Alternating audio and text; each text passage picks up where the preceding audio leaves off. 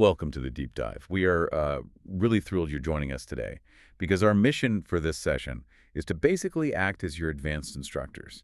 We're going to guide you through a highly critical, but honestly frequently misunderstood segment of ISACA's IT audit framework. Right, the ITA 5th edition. It's a foundational text for anyone in the assurance space, but it's also one that requires careful, really methodical unpacking to truly appreciate how it functions out there in the real world. And that is exactly how we are going to approach it today. We are diving straight into Chapter 2 of the framework. We're going to focus exclusively and sequentially on General Standard 1003. Which covers auditor objectivity. Exactly. Standard 1003 alongside its corresponding general guidelines, which are under 2003. And we won't be skipping around. We are taking this strictly step by step, really analyzing the mechanics of how these standards govern professional behavior. So why does this matter to you? I mean, we live in an enterprise landscape driven entirely by incredibly complex technology. Whether you're, dealing with a massive cloud migration or maybe evaluating some legacy mainframe, an IT auditor's unbiased perspective is the ultimate safeguard. It really is. Understanding this framework isn't just for practicing auditors who are trying to pass an exam. It is a masterclass in how to maintain and document rigorous impartiality in literally any high-stakes professional environment. Think of it like a zero-trust architecture, but applied to human judgment. Oh, that is a phenomenal way to frame it. I really like that because in a zero trust network, you never inherently trust a device just because it happens to be sitting inside your corporate perimeter. Right. You require continuous authentication. And objectivity is basically the zero trust model of the audit world. An audit committee should never inherently trust a report just because it comes from their own internal audit team. The framework we're looking at today is the mechanism for that continuous authentication of independence. Okay, let's unpack this core foundation. General Standard 1003. It states, and I'll just quote it directly here, IT audit and assurance practitioners shall be objective in all matters related to audit and assurance engagements. It's a short sentence, but the phrasing is incredibly deliberate. The word shall is doing all the heavy lifting there. Yeah. In the context of professional standards, shall means it is a mandatory, non-negotiable requirement. It is not a should. A should implies a best practice, right? Like something you can occasionally opt out of if things get a little difficult. Which they always do. Exactly. But this is an absolute directive, and the framework goes on to define this objectivity as the ability to exercise judgment, express opinions, and present recommendations with strict impartiality. It sounds incredibly straightforward on paper. Good to be fair. Right, just look at the firewall configurations, look at the access logs, and report exactly what you see. If only it were that simple. Right, because anyone who has spent more than a week in a corporate IT environment knows that human nature makes strict impartiality incredibly difficult to maintain. Because objectivity is not just a passive state of mind. You don't just wake up, look in the mirror, and tell yourself, I'm going to be perfectly fair today, and then just leave it at that. That'd be nice. It would. But it's an active, continuous, and highly deliberate practice of actively avoiding bias and undue influence. It requires constant, documented vigilance. Think of a referee in a sports match. Oh, that's a good analogy. Right. A referee cannot officiate fairly if they secretly own stock in one of the teams playing on the field. Definitely not.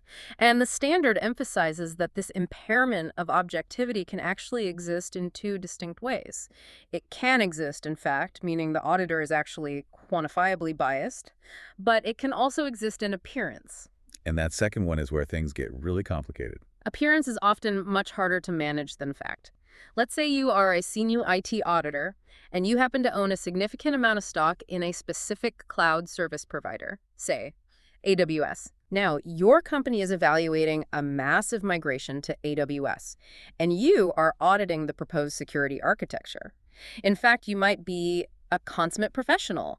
You might be perfectly capable of tearing that architecture apart and highlighting every single flaw, completely ignoring your personal financial portfolio. But to a reasonable third party observing that situation, Exactly. like a regulatory body or an external stakeholder, the appearance of bias is just overwhelming.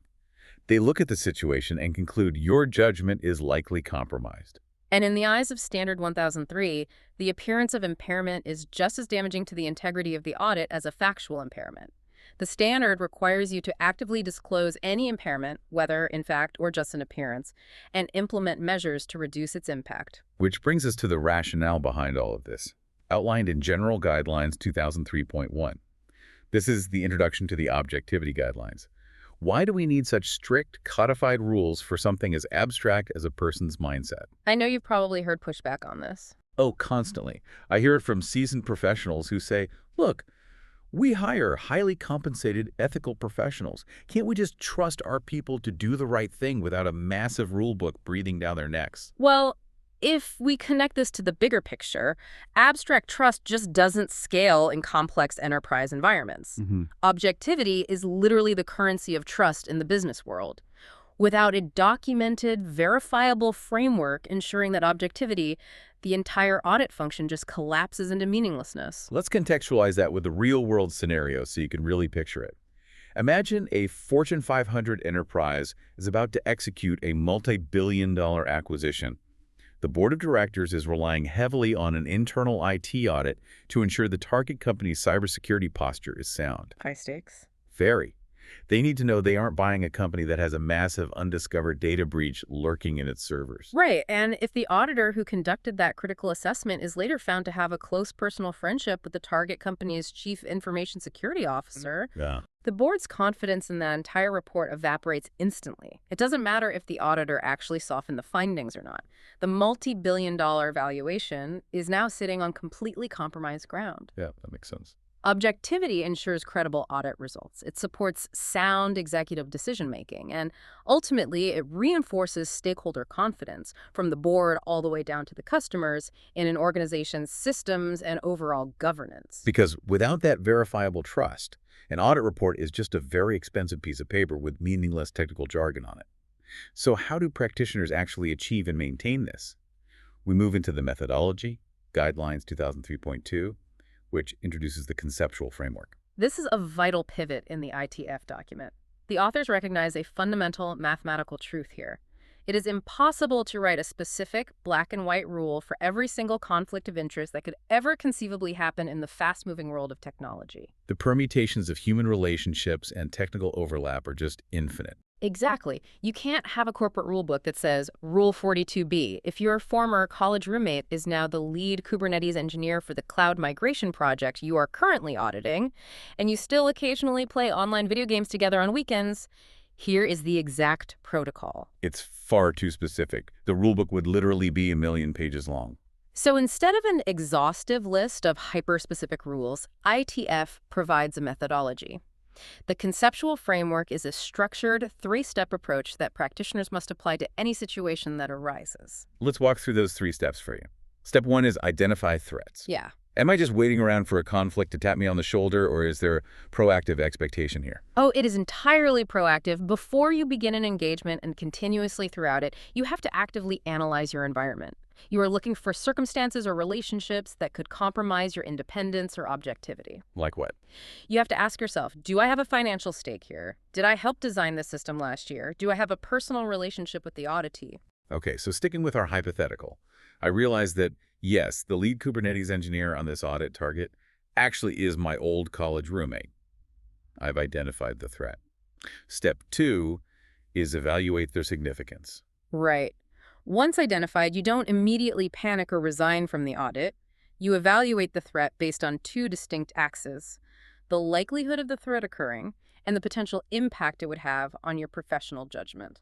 How does that look in practice for our Kubernetes roommate scenario? You assess the depth of the relationship. Was this a roommate from 20 years ago that you haven't spoken to since graduation? The likelihood of that impairing your judgment today is incredibly low. That makes sense. The threat is not significant, but if it's the roommate you still game with every single weekend, the likelihood of a familiarity bias is very high.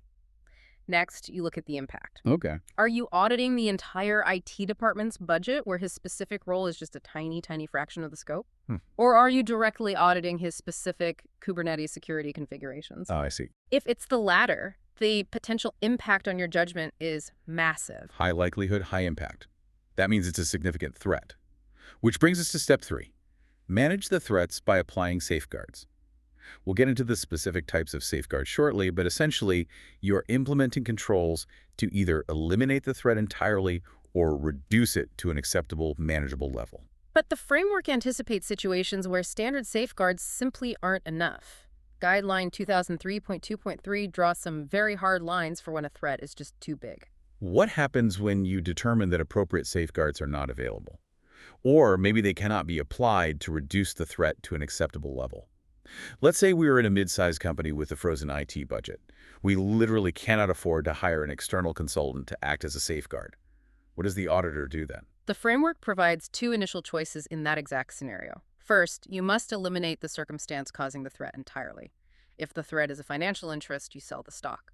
If the threat is a role you hold on a committee, you resign from the committee. And if you can't eliminate the circumstance, like I can't unknow my college roommate and he's the only one who runs the system. Then you must decline or terminate the audit engagement.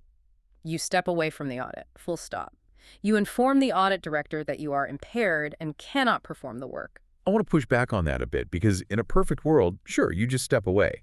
But what about the real world? What if you are the only qualified IT auditor in the entire company who actually understands containerized environments? That happens a lot. Right. And your chief audit executive says, I understand the conflict, but we literally have a regulatory deadline next month.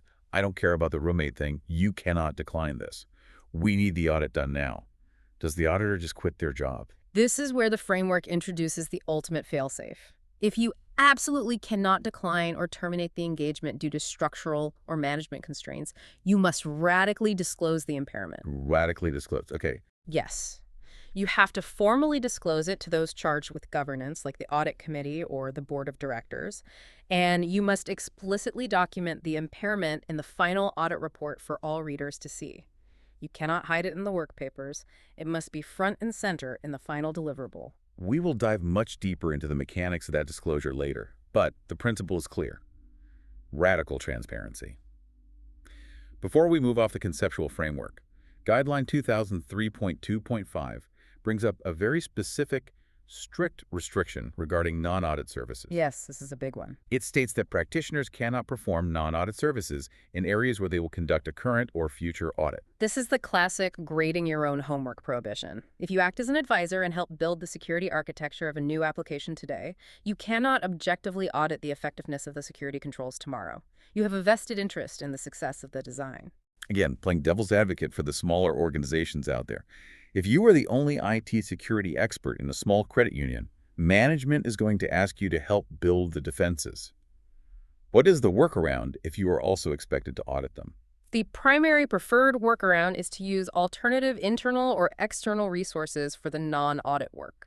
The organization should hire a managed service provider or maybe a consultant to build the system, allowing the internal IT auditor to remain independent so they can audit it later. But if there is zero budget for that, if absolutely no alternative resources exist anywhere? In that extreme scenario, the practitioner's involvement in building the system requires formal, documented approval from the chief audit executive and the board of directors.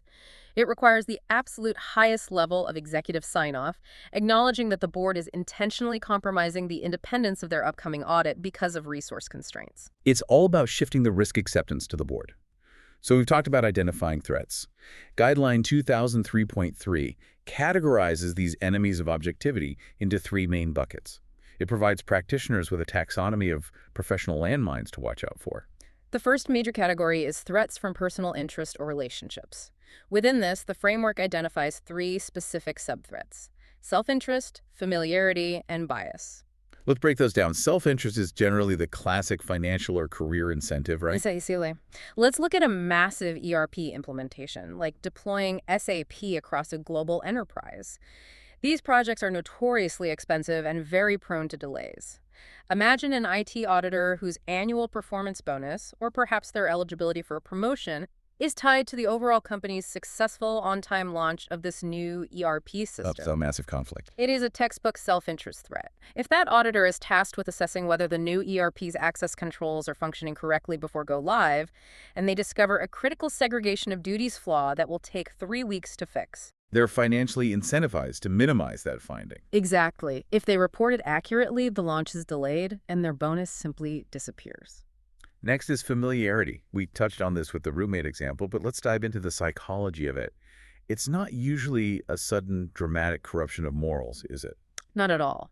Familiarity is insidious because it operates through incremental boundary crossing. It happens through long or excessively close relationships with the auditee. Imagine you have audited the exact same infrastructure team for 5 consecutive years. Right. You know their kids' names, you grab coffee with them, you vent about senior management together. Exactly. And in year 1, you are strictly by the book. But by year 3, they miss a minor documentation deadline and you say, don't worry about it, I know you guys are swamped, just get it to me next week. By year 5, it becomes human nature to feel excessive sympathy for their operational challenges. When you find a genuinely serious vulnerability, you might unconsciously soften the language in your report because you know the IT manager's working 80-hour weeks and a harsh audit finding will totally tank their performance review. You lose your objectivity through 1,000 tiny concessions. It's the, they're good people, they'll fix it eventually. Oh, And then there's the third sub-threat in this category, bias. This isn't just about liking or disliking a person. no, bias encompasses deep-seated ideological, political, social, or psychological convictions that compromise objectivity. In the tech world, philosophical bias is incredibly common. For instance, you might have an auditor who holds a deep fundamental belief that proprietary closed-source software is inherently more secure than open-source software. Oh, the classic vendor holy wars. Exactly. If that auditor is assigned to evaluate a department that has built a perfectly secure, highly customized infrastructure entirely on open-source Linux and container technologies, that auditor might unfairly penalize the auditee. They might write up findings based not on actual control failures, but on their underlying bias against the technology stack itself. Okay, the second main category of threats is prior involvement. This includes self-review and management participation. Self-review is the most common pitfall for highly skilled auditors. It's when an IT auditor is asked to review a system, a process, or a control that they previously designed or built themselves. Let's say 2 years ago, you wrote a complex Python script to automate the collection of security logs for the SIEM. Okay. Today, you are asked to audit the effectiveness of the SIEM's log ingestion. You will naturally assume your own past work was flawless. You won't look at it with the necessary skepticism. And management participation is when an auditor actually crosses the line and takes on management roles for the auditee, making operational decisions on their behalf, which completely destroys their ability to audit those operations. Which leads us to the third category, advocacy or external pressure. Advocacy is when an auditor stops being a neutral observer and becomes a cheerleader for the auditee's agenda. Give me an example of that. Let's say the IT department has been begging the board for budget to buy a next-generation firewall, but they keep getting denied. The IT auditor reviews the network, sees the old firewall, and starts actively lobbying the board on behalf of the IT department to approve the budget. The auditor is now an advocate, not an independent assessor. And the flip side of that coin, the much darker side, is intimidation. Right. Intimidation is actual or perceived pressure that discourages the auditor from acting with integrity. Go back to our SAP implementation scenario. The auditor finds the critical flaw, they go to report it, and the aggressive CFO pulls them into an office and says, if this audit report delays the SAP launch and impacts our quarterly earnings call, I will personally ensure your career at this company is over.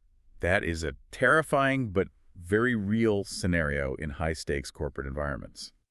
So we have this taxonomy of threats. How do organizations architect a defense against them? Guideline 2003.3.2 details the safeguards to preserve independence. The framework categorizes safeguards into 3 distinct levels: organizational, resource, and engagement safeguards. First, organizational safeguards are structural policies implemented at the enterprise level, usually by the audit committee. A prime example is engagement assignment controls, which are hard-coded rules that prevent an auditor from being assigned to a heavily conflicted area. Another massive organizational safeguard is mandatory rotation of audit assignments. Yes. And while auditors and auditees often hate rotation because it means constant retraining and learning new systems, it is the most effective way to break that familiarity threat. You simply do not let the same auditor review the same critical system year after year.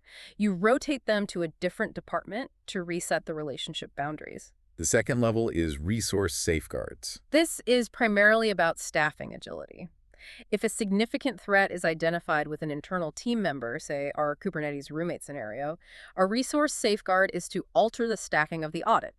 You might use external or independent staff from outside the department or bring in a contractor from an external consulting firm to supplement the team and perform the testing on that specific individual's work, thereby diluting the conflict. And the third level is engagement safeguards. These are applied by the audit team during the actual execution of the audit itself. This involves rigorous, standardized documentation of independence in your work papers at every single phase of the audit, but the most powerful engagement safeguard is the peer review. Having another set of eyes. Exactly. Having another independent auditor who has absolutely no ties to the auditee rigorously review your testing procedures, your evidence, and your conclusions to ensure they are sound, logical, and untainted by bias. Okay, we got to spend some serious time on this next section because this is where the theoretical framework collides with the messy reality of modern business. We are moving into Guidelines 2003.4 and 2003.5, dealing with managing threats and non-audit services. The reality of modern IT auditing is that auditors are incredibly highly skilled, expensive technologists. And because of that, business leadership rarely wants them to just sit in a corner and audit. No, they don't. The framework explicitly acknowledges this reality in 2003.5.1. IT auditors possess a deep understanding of enterprise architecture, risk management, and cybersecurity. Therefore, they are constantly being tapped on the shoulder by management to perform non-audit services. Yeah. They are asked to sit on steering committees to provide strategic advisory on new technology directions. They are asked to help configure new GRC platforms or assist with complex data migrations. While that cross-pollination adds a ton of immediate value to the business, it creates a massive landmine for future objectivity. It creates enormous perceived and actual threats to independence. If you spend 6 months advising the infrastructure team on how to configure their new cloud environment's identity and access management, how can the board possibly trust your audit of that exact same IAM environment next year? So, what is the protocol? Guideline 2003.5.4 requires evaluating impairment before any work begins. Before accepting any of these non-audit roles, the practitioner must rigorously apply the conceptual framework we discussed earlier. You have to ask the hard question. If I accept this advisory role on the cloud migration today, will it significantly impair my ability to audit the cloud environment in the future? If it's a critical, high-risk area of the business, the threat of self-review is going to be incredibly high. Let's assume you apply the framework, you discuss it with the chief audit executive, and the decision is made that you will proceed with a non-audit service because the business desperately needs your expertise. Guideline 2003.5.5 demands that you establish very strict terms up front. You can't just agree to help out over a cup of coffee in the break room. Absolutely not.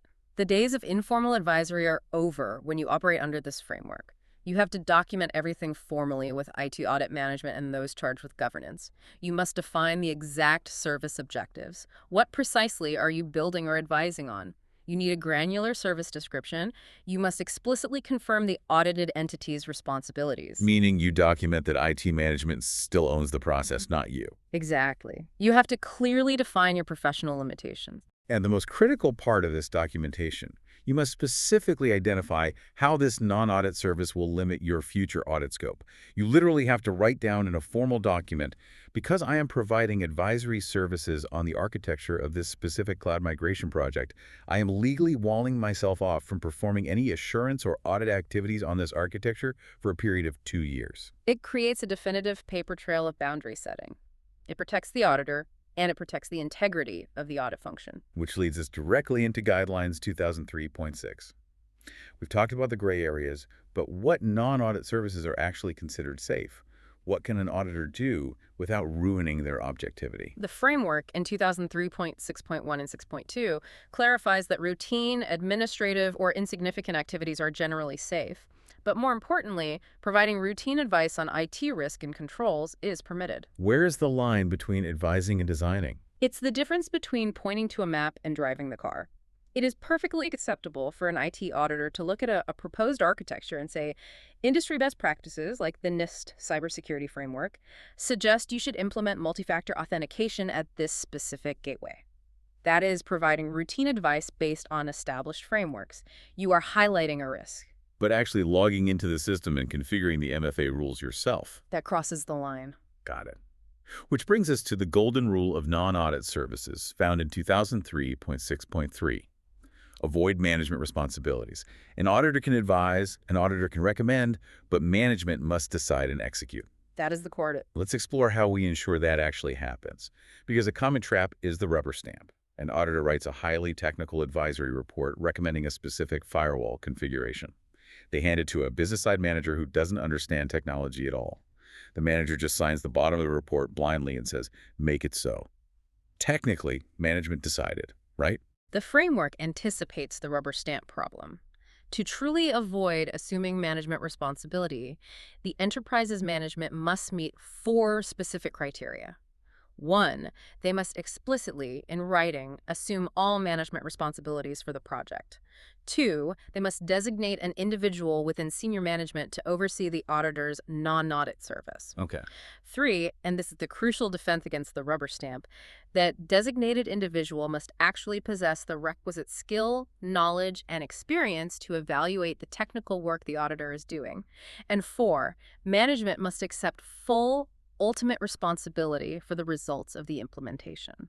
So if the designated manager doesn't have the technical capability to independently evaluate the auditor's advice, then by default, they aren't making an informed decision. They're just deferring to the auditor, which means the auditor is actually making the management decision. Precisely. If management cannot critically evaluate your recommendation, your independence is gone because you are effectively acting as management. So we've mapped out the safe zones and the gray areas. Now we need to look at the absolute deal breakers. Guidelines 2003.7 outlines the non-audit services that always impair independence. This is the no safeguard zone. These are the fatal errors of IT auditing. These are structural threats so significant, so fundamentally compromising, that no amount of peer review, documentation, or external staffing can fix them. The framework lists 5 explicit activities in 2003.7.3 that an auditor simply cannot do if they plan to audit that area. Let's run through these 5 fatal errors for you. First, simply assuming management responsibilities or performing management activities. If you are acting as the interim CIO, you cannot audit the IT department. That's an obvious one. Second is material participation in designing, developing, testing, installing, configuring, or operating significant information systems that are subject to your audit. As the old saying goes, you cannot build the house and then be the independent inspector who signs off on the foundation. Third, designing controls for audited systems. This is a subtle but critical distinction. You might not have built the whole system, but if you specifically wrote the rules for the firewall, or you designed the exact parameters of the automated access review script, you cannot be the one to later audit whether those firewall rules or access scripts are effective. You cannot test your own logic. Fourth, serving in a governance role with independent or joint responsibility for making management decisions. This often happens with IT steering committees. If an auditor sits on the steering committee as a voting member and they vote to approve a specific $5 million IT vendor contract, they cannot later audit the procurement process or the vendor management of that specific contract. They were part of the governance decision. And the fifth one is perhaps the most nuanced, going back to our rubber stamp discussion. Providing advice that serves as the primary basis for management decisions. This is the catch-all for when the advisory boundaries fail. Even if you didn't touch the keyboard, even if you didn't sit on the committee, if your advisory memo was the sole unquestioned basis for why management chose a specific, highly critical technical path, and management performed no independent evaluation of alternative options, you have crossed the line. You became the primary driver of the decision. You are impaired. So we have all these complex conceptual frameworks, these 3-step evaluations, these safe zones, and these fatal errors. In a massive enterprise with thousands of employees, where does all of this actually live? How is it enforced structurally? That brings us to Guidelines 2003.8, the rulebook. None of these rules, restrictions, or boundary-setting protocols should merely be unwritten in formal agreements between the audit director and the CIO. They must be formalized, codified, and approved in the organization's audit charter. The audit charter is effectively the constitution of the audit and assurance function. Guideline 2003.8.1 states that the charter must specify if non-audit services are even permitted in the first place. Some highly regulated organizations might just have a blanket ban. Yes. And if they are permitted, the charter must describe their general nature, timing, and extent. It sets the overarching boundaries. Furthermore, any specific terms of reference or TO for an individual non-audit project must perfectly align with the boundaries set in that foundational charter. Let's give the terms of reference some breathing room, because it's a critical concept. For someone who maybe hasn't drafted one, what does a POR actually look like in an IT audit context? A terms of reference is a formal, binding project document. Imagine a physical document on your desk. It outlines exactly what the auditor is going to do and, more importantly, what they are not going to do. It includes the project background, the specific deliverables, say, an advisory memo on cloud security posture, the timeline, the resources required, and the explicit limitations of the auditor's involvement. It legally delineates the line between advisory and management. And crucially, who signs this document? It must be signed by the chief auditor executive, the lead auditor on the project, and the senior executive of the business unit receiving the service, like the CIO or the CTO. That signature from the business unit is their formal acknowledgement that they retain management responsibility. If that signature is missing, the boundary is entirely theoretical, and the auditor's independence in the next audit cycle is fundamentally compromised. But what if you are working at an enterprise where the governance is a bit immature? Maybe the charter is a 10-year-old Word document that hasn't been updated since the company moved to the cloud, and it is completely silent on the topic of non-audit roles. Or maybe a formal IT audit charter doesn't even exist yet. What does the framework require then? Guideline 2003.8.3 provides a very clear fallback protocol for environments with weak foundational governance. In the absence of clear charter provisions, you cannot just proceed on assumptions. You must radically disclose your intended involvement to IT audit management and the board of directors. Right. You must draft that detailed terms of reference document we just discussed, clearly documenting the exact scope, timing, and extent of your non-audit involvement. You have to get the management of the audited function to physically sign it, acknowledging their ongoing responsibility. And finally, you must get those charged with governance, the audit committee, to formally approve that specific TAR before you do a single hour of work. It's all about ensuring the board knows exactly what hats the audit team is wearing at any given time, preventing any surprises when the actual audit rolls around. Which brings us to our final sequential stop in the framework, Guidelines 2003.9, which deals with reporting and the transparency mandate. This is the culmination of everything we've discussed. We've gone through the proactive identification of threats, the evaluation of their impact, and the attempt to apply safeguards. But we have to address the scenario where the system fails. Right. What happens if, despite all your efforts, your objectivity is significantly impaired, maybe due to a massive self-review threat or unavoidable familiarity, but you escalate it to the audit committee? And those charged with governance look at the situation and say, we understand the conflict, we understand the auditor is impaired, but we want you to proceed with the audit anyway because we have no other options. This raises a fundamental tension between the ultimate authority of corporate governance and the ethical professional standards of the individual auditor. The framework respects the board's ultimate authority to accept risk, but it imposes an absolute mandate for transparency on the auditor. If governance chooses to proceed with an impaired audit, that decision and the exact nature of the impairment itself must be explicitly, thoroughly disclosed in the final audit report. Anyone, a regulator, an investor, a subsequent auditor, reading that report must be made aware of the compromised context. It's not a footnote on page 40. The framework lists 4 specific required elements that must be included in this public disclosure within the report. Let's walk through them. Number 1. Identification of the impaired practitioners. You cannot use vague language. You have to name names and roles. Senior IT auditor John Doe's independence was impaired during the evaluation of the AWS cloud environment. Number 2. A detailed description of the impairment itself. You can't just say there was a conflict of interest. You must provide a factual analysis of the nature and extent of the potential impairment. John Doe previously served as the lead architect for this AWS deployment prior to joining the internal audit team, creating a significant self-review threat. The reader needs to fully understand exactly how the auditor's judgment might be skewed. Number 3. The safeguards that were implemented. You have to document what you tried to do to mitigate this threat during the engagement. To mitigate the self-review threat, all testing performed by John Doe was subject to enhanced secondary peer review by an external contractor. And finally, number 4. Documentation showing that the governance bodies were fully informed of the situation and explicitly gave their approval to proceed despite the impairment. This is the most crucial element. The audit committee was formally briefed on this impairment on October 12th and approved the continuation of the audit under these conditions. This shifts the ultimate psychological and financial burden of risk from the auditor directly onto the board of directors. It's a brilliant mechanism. It deeply protects the end user of the report, allowing them to weigh the findings, or the lack of findings, with full contextual awareness. They aren't assuming blind neutrality. They are making an informed evaluation of the circumstances. Exactly. The framework realizes that perfect objectivity is sometimes impossible in the real world, but but perfect transparency is always achievable. Well, we have covered a massive amount of technical and philosophical ground today. For you listening, congratulations on making it through this intensive breakdown of ITAF Chapter 2. So what does this all mean when we step back from the specific guidelines? If we synthesize everything we've pulled from General Standard 1003 and Guidelines 2003, the major takeaway is that true professional independence isn't just a personal feeling of fairness or a promise to do your best. It is entirely structural. It is a rigorous, deeply documented framework of proactive threat assessments, strict boundaries separating advisory from management, and when the lines inevitably blur in the real world, radical, unyielding transparency. It's about ensuring that the audit function isn't just claiming to be unbiased, but that everyone relying on that audit can see, prove, and document the mechanics of that independence. It's the continuous authentication of trust. Before we sign off, I want to leave you with a final, forward-looking thought to ponder on your own.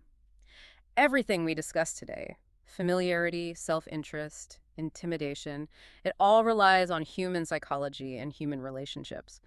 But as we move rapidly toward a future where artificial intelligence systems begin automatically performing complex IT audits, a massive new dilemma emerges. Do these machine learning models inherently carry the bias threat based on the organizational data they were trained on? That is a fascinating application of the framework. If an AI is trained on the company's historical IT operations, does it have an inherent bias toward how things have always been done? Exactly. Can a machine ever be truly objective in the way Standard 1003 demands? Or does an AI simply introduce an infinite, invisible loop of the self-review threat if it is continuously evaluating and auditing enterprise systems that it indirectly helped optimize in the first place? How do you apply a conceptual framework meant for human psychology to a black box algorithm? It is a structural challenge the IT audit profession will have to face very soon. That is an incredibly provocative thought to leave off on, and a perfect example of why these foundational frameworks remain so vital, even as technology evolves. We love digging into these texts and extracting the core philosophies that drive the assurance industry. Thank you so much for joining us in this deep dive into the architecture of objectivity. Keep questioning, keep verifying, and we'll catch you next time.